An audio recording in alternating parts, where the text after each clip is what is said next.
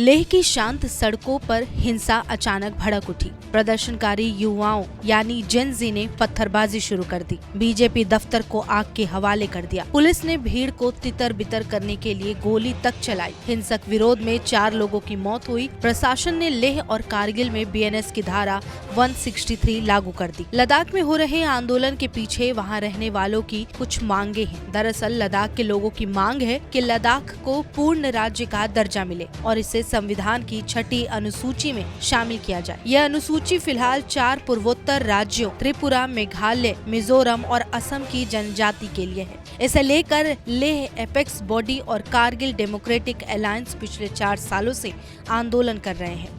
लद्दाख में हो रहे आंदोलनों को लेकर सरकार और प्रतिनिधियों के बीच कई दौर की बातचीत भी हो चुकी है।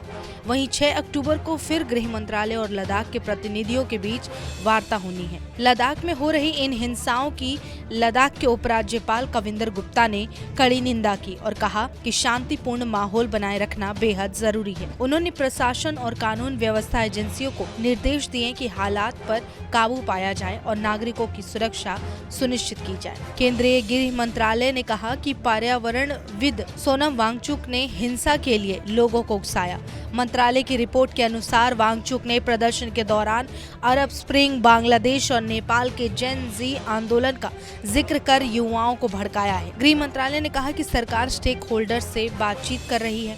10 सितंबर को सोनम वांगचुक ने भूख हड़ताल शुरू की, जबकि उनकी मांगे पहले से ही उच्चाधिकार प्राप्त समिति यानी HPC के चर्चा का हिस्सा थी। मोदी सरकार ने लद्दाख में अनुसूचित जनजाति का आरक्षण 45% से बढ़ाकर 84% किया। परिषदों में महिलाओं को 1/3 आरक्षण दिया और भोटी और पुर्गी भाषाओं को आधिकारिक मान्यता दी। मंत्रालय ने कहा कि हिंसा में 30 पुलिस कर्मियों को चोटें आई। पुलिस ने अपने बचाव में फायरिंग की, इसमें कुछ लोगों की मौत हो गई। केंद्र सरकार ने कहा कि वो लद्दाख के लोगों की आकांक्षाओं को पूरा करने के लिए प्रतिबद्ध है। हिंसा पर लद्दाख के उपराज्यपाल कविंदर गुप्ता का भी बयान सामने आया। उन्होंने चेतावनी दी कि केंद्र शासित प्रदेश में शांति भंग करने वालों के खिलाफ सख्त कार्रवाई की जाएगी। लोकतांत्रिक विरोध और संवाद लोगों का अधिकार है, लेकिन आगजनी, पथराव और सार्वजनिक या निजी संपत्ति पर हमले कभी भी उचित नहीं ठहराए जा सकते। कविंदर गुप्ता आगे कहते हैं कि हम जानते हैं कि लोकतंत्र में सभी को अपनी बात रखने का अधिकार है। यहाँ तक कि भूख हड़ताल भी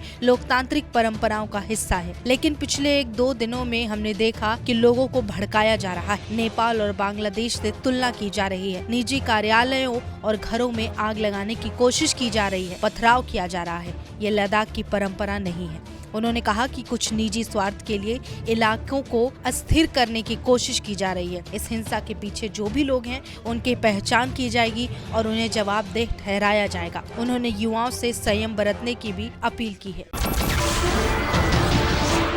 नमस्कार, मैं हूं मानक गुप्ता। अगर आपको हमारा ये वीडियो पसंद आया हो तो इसे लाइक और शेयर जरूर करें और हाँ, हमें सब्सक्राइब और फॉलो करना ना भूलें ताकि आप देश और दुनिया की कोई खबर मिस ना करें।